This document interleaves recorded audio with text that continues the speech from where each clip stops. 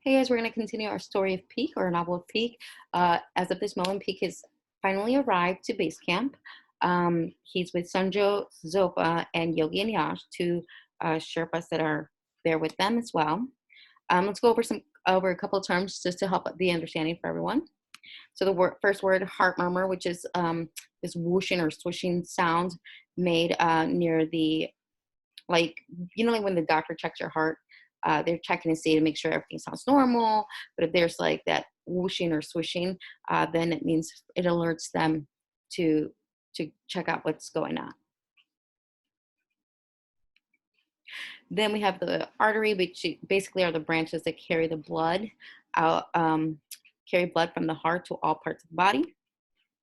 So let me see if I can get an image for you guys. So it's all these arteries to the veins. Scrutinized. Basically, it means that it's closely examined, very closely inspected. The base camps, don't forget that those exist. That's where the climbers regroup or figure out how to strategize their climb better. And it's a place where climbers can also um, just get a chance to kind of recover. And here we go. Just, especially if they get injured. So it's very important. Or if there's bad weather, that's where they normally go. And the larynx is just the voice box. So I just want to show you a picture of that. In the visa, it's basically this ID that is given to you in order to give people the right to be in a country for whatever reason. Sometimes it's, for tourism or for education or for employment. And I'll show you a picture of what that looks like. These are the visas. Ramshackle usually just refers to the state or the condition of usually a house or a vehicle. It's usually like in despair or disrepair, sorry. So it's like in a condition where it's kind of like torn down already. And then we're going to hear radio transmission, which basically are signals that are sent through radio waves. And then violation is when you break a promise or a contract, or an agreement. And then a wind gauge, that those watches, those special watches that some of the climbers have wind gauges already installed in them. They can let the climber know what's going on with the wind, the force, and the direction of it. And then a satellite phone is another type of phone that communicates or sends signals via connections through the orbiting satellites around our world, as opposed to the towers that our cell phones are usually connected to. Usually they have like that really crazy antenna that's used to help with signals. And then gizmo is just a word that people use to refer to things in general, like if they don't necessarily want to name all of them, all these gizmos. And an amateur is usually someone that's doing something for fun and they're not experts at it. They usually refer to, some of you call amateurs noobs. Well, that's basically what it is. There's someone that does something for fun, doesn't really care to be competitive or skilled at it, just for enjoyment. And then commercial operations, which basically just means that there are places there where they're, doing business. They're buying or selling goods or services. And an expedition is a journey or a voyage.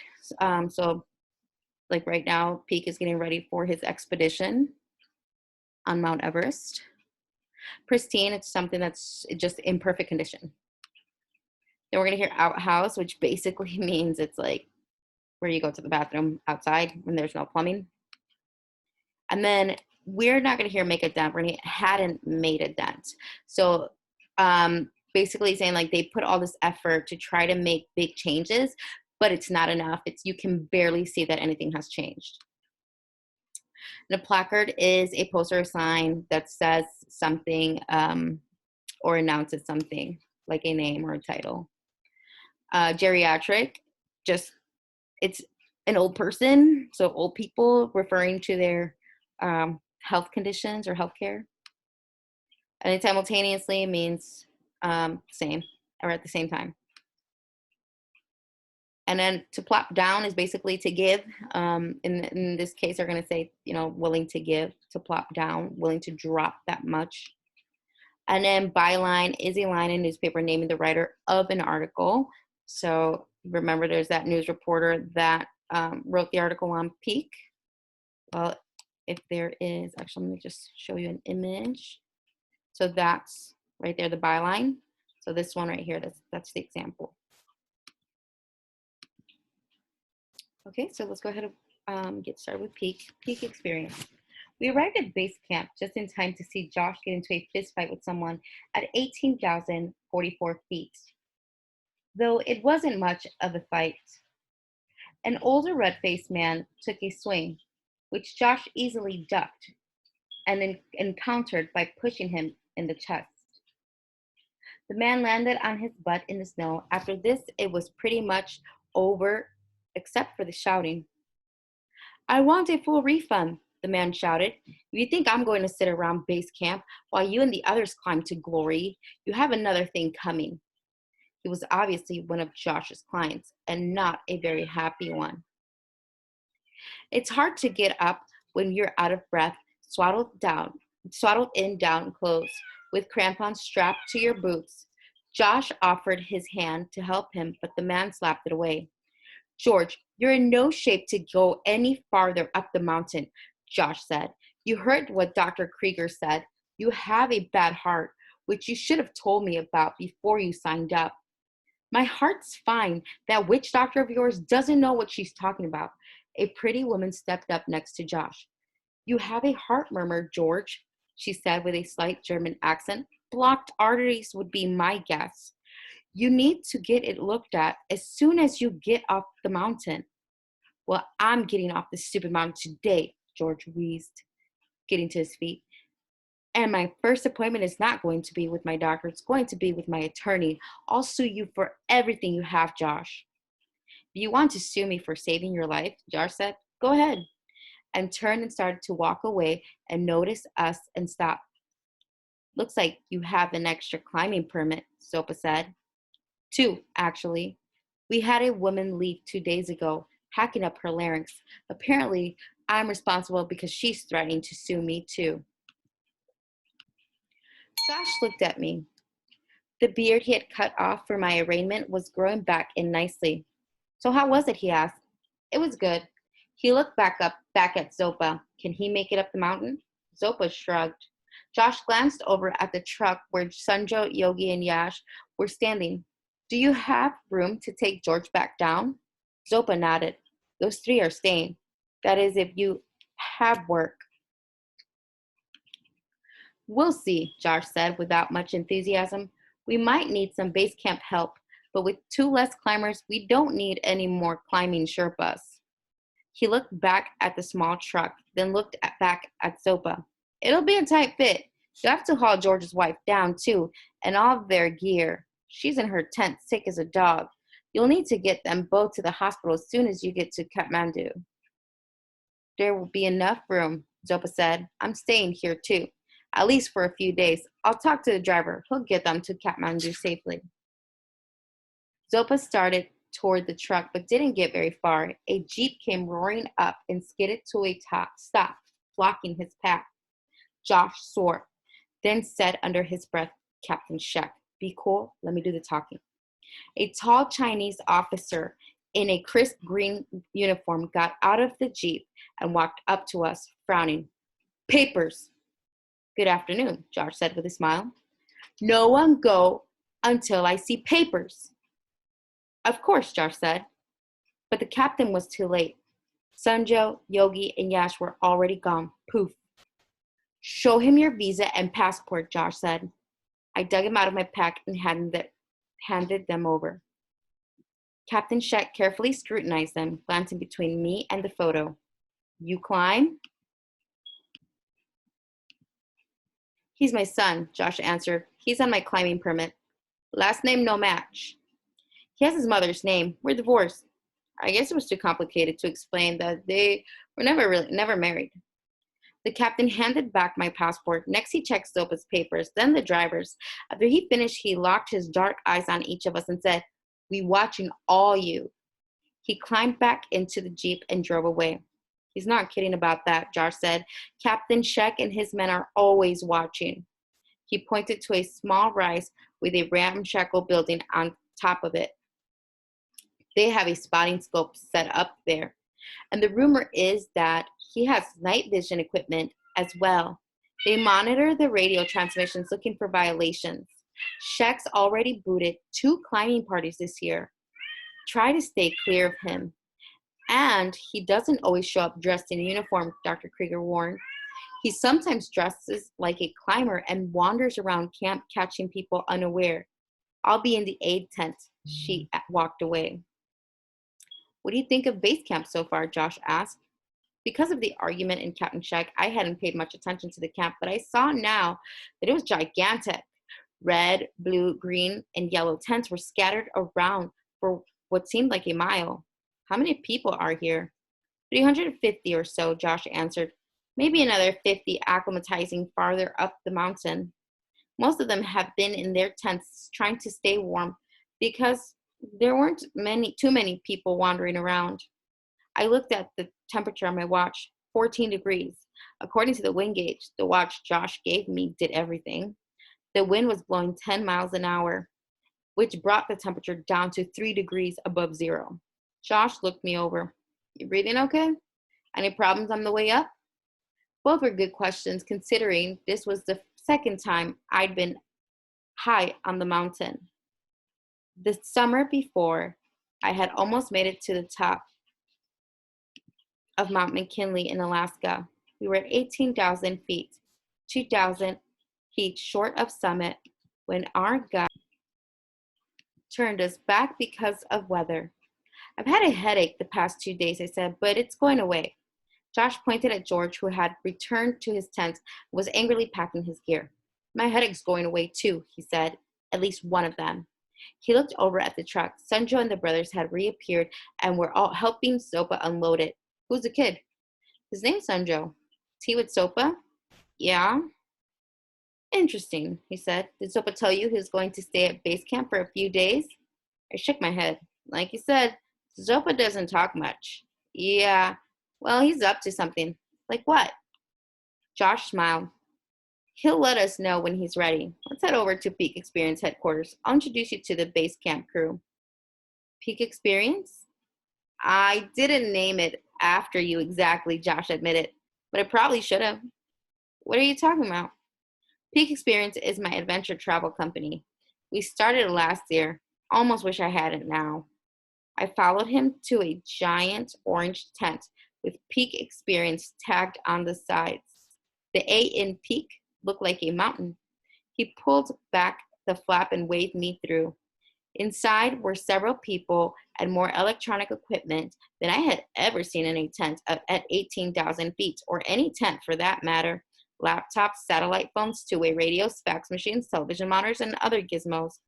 This crew was so busy talking on phones, listening to radios, tapping on keyboards, they didn't seem to notice us. None of them looked like climbers. What's all this? I asked. This is what happens when you get old and start worrying about your future. He pointed to a pudgy guy talking on a satellite phone. The guy over there is my business partner, Thaddeus Bowen. The rest of the people are support staff. There is another bunch of them back in the office in Chiang Mai, and some up on K2 in Annapurna. You're running 3 expeditions at the same time?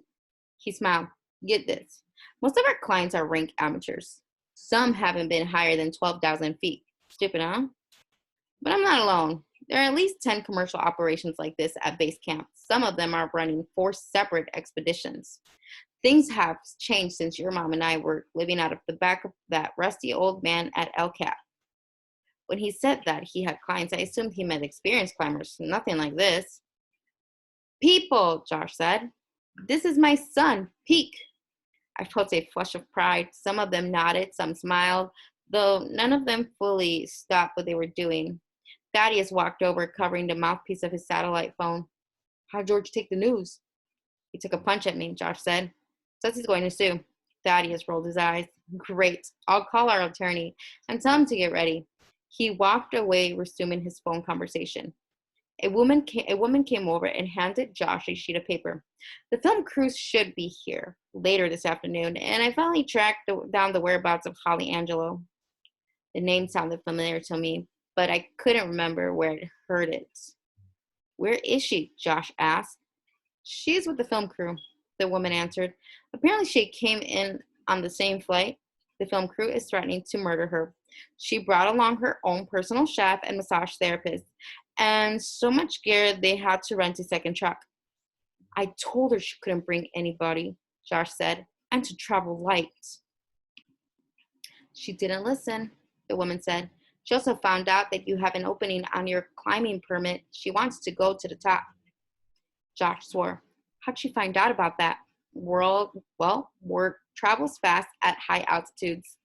She's here to cover Peak, not herself. What do you mean? I asked. I'll tell you about it later, Josh said distractedly. Can you reach her on the sat phone? She's not in the middle of a massage, the woman answered, and started punching in numbers. Josh turned to me. I need to take care of this. There's a spot for your tent next to mine, the blue one out back. Why don't you go out and get set up? Sandro helped me haul my gear and set up the tent. When we finished, we took a little tour. Now you might be thinking that base camp on Everest would be one of the most pristine places on Earth. The truth is that you have to watch where you step. And here's a tip. Avoid digging up yellow snow to melt for your drinking water. At 10 degrees below zero, no one strays far from his tent to take care of business. Everest Base Camp is a frozen outhouse, garbage dump with decades of crap, discarded food containers, and busted gear. I had read that some of the climbers and Sherpas were trying to clean it up, but by the looks of it, they hadn't made much of a dent. Sardine cans, chip bags, cartons, toilet paper, and other trash flew around the tents like tumbleweed. Climbers from all over the world were here. Japan, Bolivia, Mexico, Italy, Canada, Luxembourg. There were women's tents, military teams. There was even a team made up exclusively of people over 50. They had a placard outside their camp that read, "The geriatric team, beware of grumpy old climbers." You could pick out the commercial climbing operations by the size of their tents and their camp spots, which were usually the best on the slope. I counted 11 of them, and that's when it began to dawn on me that Josh might be just as cagey as old Sopa. There was a lot of competition sitting on the mountain under those large tents. Getting a dozen climbs to the summit could bring in as much as $1 million. And if you were simultaneously mounting other expeditions on 8,000-meter peaks, several $1 million. If an Everest wannabe was going to plop down $100,000 or several thousand to get to one of the lower camps, who were they going to give their money to? The company with the best success rate? The company with the best safety record? Or maybe the company who put the youngest person in the world on the world's tallest mountain, who also just happened to have the same first name as the company that put him on the top. And did you hear about him climbing those skyscrapers in New York? Don't worry about the money. I'll get my portion back. The film crew should be here later this afternoon. She's here to cover Peak, not herself. I suddenly remembered where I had seen the name Holly Angelo. It was a byline under an article about me climbing this skyscraper. She was the reporter who broke the news about who my real father was. Did she dig up this information on her own, or did Josh give her a call and spill his guts? The youngest person so far to reach the top of Everest was a 15-year-old Nepalese girl named Minkipa Sherpa. If I were 1 year older, I might still be in... I stopped in mid-step. What's the matter? Sanjo asked. Nothing, I said. Would Josh have bailed me out if I had already turned 15? I didn't think so. Was he using me? Probably. Did I mind? I wasn't sure at that point. He was paying more attention to me than he had my whole life. I'm going to head back, I said. I should go too, Sanjo said. Sopa wants me to talk to the cook about helping in the mess tent. A job? I asked. For room and board, Sanjo smiled. Or tent and food, I should say. Perhaps it will lead to something else. Tent and food was going to get the tuition paid. Sorry, tent and food was not going to get the tuition paid. I could talk to my father, I offered. If I asked him, I think he'd hire you for more than tents and food. Sanjo shook his head. You had better leave that up to Zopa. He brought me to the mountains. It is for him to decide. All right, well, this is interesting, right? Peak right here at this moment is now questioning, like, why is he even there? Is he comfortable with the idea of him being there? It's kind of all hitting him that maybe he's being used for publicity and to see if, I guess, networking on Josh's part. It's kind of sad that, Josh's business is called Peak Experience, but the way he broke the news to his son was kind of like a low blow. And I think it was very unfortunate probably for Peak to hear that, even though he didn't express that in that part of the reading. But just think about it, like he might not have needed to say it, but what are his thoughts afterwards? And he even referred to his dad as KG, which is funny because his dad was referring to Zopa as KG. And it seems like a lot of people have got something going on with their intentions in Everest, right? Because even Sanjo was told to figure out room and board at Everest, but not necessarily for money. So it makes you wonder what really is going on behind the scenes with the adults versus the younger people there, right? All right, go ahead and fill out your Google Class forms.